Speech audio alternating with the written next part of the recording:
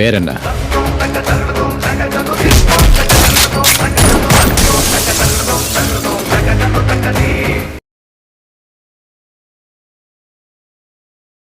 Hello beavers, welcome to filmi craft. நான் உங்கள் அருண். இந்த எபிசோட நம்ம பார்க்க போகிறது காளிதாஸ் 2 படத்தில் ஒரு அப்பார்ட்மெண்ட் ஒன்று காமிக்கிறாங்க. அங்கே இருக்கக்கூடிய ஒரு கப்பலுக்கு 3.5 வயசு நிரம்பிய மித்ரா அப்படின்னு சொல்லி ஒரு பெண் குழந்தை இருக்குது. அந்த அப்பார்ட்மெண்ட்டில் ஒரு ஃபங்க்ஷன் ஒன்று நடந்துட்டு இருக்கு. அந்த டைமில் அந்த பெண் குழந்தை காணாமல் போகுது.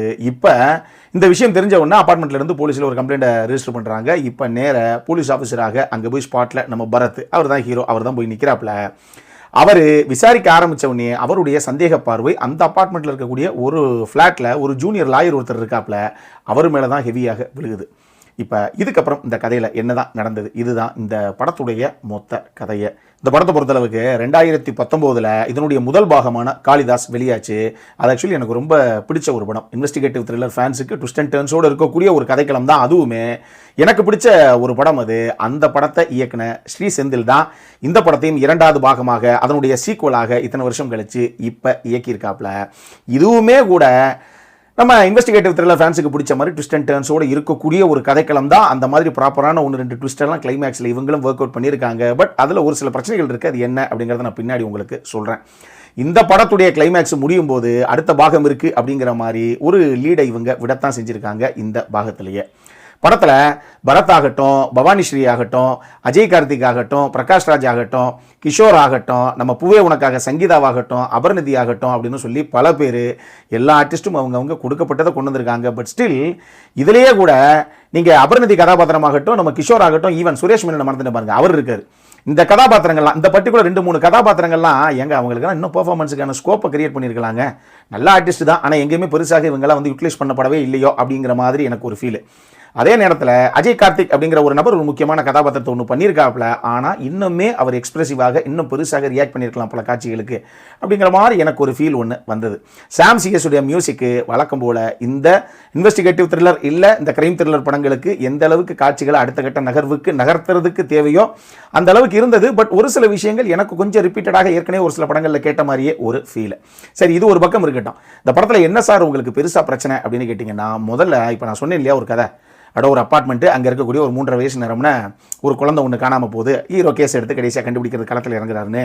இந்த பாயிண்ட் இவங்க அரைவாகிறதுக்கு ஒரு 10-15 நிமிஷம் குடிச்சு தான் அந்த கதைக்குள்ளேயே வர்றாங்க. அதுக்கு முன்னாடியே எங்கேயோ சுற்றிட்டு தான் இந்த கதை வந்து சேருது. அதே மாதிரி இன்டர்வல் பாயிண்டில் ஏதோ நடக்க போதுங்க, ஓ இப்படி ஆயிடுச்சு பாருங்களேன், ஒரு கொலை ஆயிடுச்சு பாருங்க அப்படிங்கிற அளவுக்கு ஒரு ஹைப்பை கொண்டு வந்து சேர்த்துறாங்க. சரி, இங்கிருந்து அடுத்து எங்கே போகுது அப்படின்னு பார்த்தா ஒரு கதாபாத்திரத்துக்கு ஒரு ஃப்ளாஷ்பேக்கு, அதுக்கு ஒரு லவ் ஸ்டோரி, அதுக்கு ஒரு பாட்டு அப்படின்னு சொல்லி எங்கேயோ கம்ப்ளீட்லி டீரைல்டு அப்படிங்கிற மாதிரி செகண்ட் ஹாஃப் எங்கேயோ போயிடுச்சு. நம்ம இன்ட்ரோல் பிளாக்ல இவங்க கிரியேட் பண்ணால் அந்த ஒரு ஹைப்பை இவங்களே செகண்ட் ஹாஃபில் கம்ப்ளீட்டாக டைலூட் பண்ணி விட்டுட்டாங்க. இதுக்கப்புறம் இந்த படத்தில் ட்விஸ்ட் அண்ட் டர்ன்ஸ் இருக்குது அப்படின்னு சொன்னேன் இல்லையா, டெஃபினட்டாக சூப்பரான 2 ட்விஸ்ட் இந்த படத்துடைய கிளைமேக்ஸில் இருக்குது. ஆனால் நான் சொன்ன மாதிரி இவங்க ஊரை சுற்றி தேரெழுத்து கொண்டு வந்து கரையில் சேர்த்து இங்கே விடுறதுக்குள்ளேயே இந்த 2 ட்விஸ்ட்டு கடைசியாக வச்சதில் நம்ம அதுக்குள்ளேயே பொறுமிழந்து போயிடுறோம். இதனால 2 நல்ல ட்விஸ்ட்டு, ஆனால் அந்த 2 ட்விஸ்ட்டை நம்ம அக்செப்ட் பண்ணிக்கிற அளவுக்கு பெரிய லெவலில் நம்ம மைண்டில் இல்லை. அதை விட முக்கியமாக அந்த 2 ட்விஸ்ட்டும் நமக்கு அந்த அளவுக்கு அந்த இடத்துல விட வேண்டிய பெரிய இம்பேக்டையும் இதனாலேயே நமக்கு விடலை. இதுதான் பெரிய பிரச்சனை. இதை தாண்டி முதல்ல இந்த கதையில் நடக்கிற ஒரு கொலை, அதுக்கடுத்து ஒரு கொலை, அதுக்கடுத்து ஒரு கொலை கண்டினியூ ஆகிட்டு போகணும்னு வச்சுக்கோங்களேன். ஆனால் இந்த முதல் கொலையிலிருந்து அடுத்து நடக்கிற ஒரு கொலைக்கும் ஒரு சம்பந்தம் இருக்கும். ஆனால் முதல் கொலையை எதுக்கு சார் பண்ணாங்க அப்படின்னு கேட்டிங்கன்னா, அந்த காரணமே ரொம்ப அபத்தமாக தான் இருந்தது. என்னங்க இது அக்செப்ட் பண்ணிக்கிற மாதிரியே இல்லைங்க, இதுக்கு ஒரு கொலையா அப்படிங்கிற மாதிரியே எனக்கு தோணுச்சு. பின்னாடி இருக்க 2 கொலையை விடுங்க, ஆனால் அந்த முதல் கொலைக்கு ஸ்ட்ராங்கான ஒரு ரீசனை இவங்க ரெஜிஸ்டர் பண்ணியிருக்கலாமோ அப்படிங்கிற மாதிரியே எனக்கு ஒரு ஃபீல். முதல் அது காரணமே கிடையாது அப்படிங்கிற மாதிரி எனக்கு தோணுச்சு. இந்த மாதிரி ஒரு சில விஷயங்கள் இந்த படத்தில் இருக்கத்தான் செய்யுது.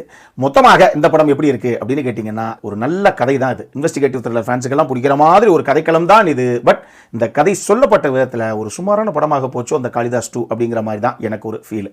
அதுக்கான பொறுத்தளவுக்கு இந்த படத்தில் எதுவுமே கிடையாது, இது ஃபேமிலியோட பார்க்கக்கூடிய படம் தான். இந்த படம் இப்போ தியேட்டர்ஸில் வெளியாகிருக்கு. அப்புறம் என்ன, இதே மாதிரி இன்னொரு வீடியோவோட அடுத்த முறை உங்களை சந்திக்கிற வரைக்கும் இட்ஸ் அருண் சைனிங் ஆஃப்.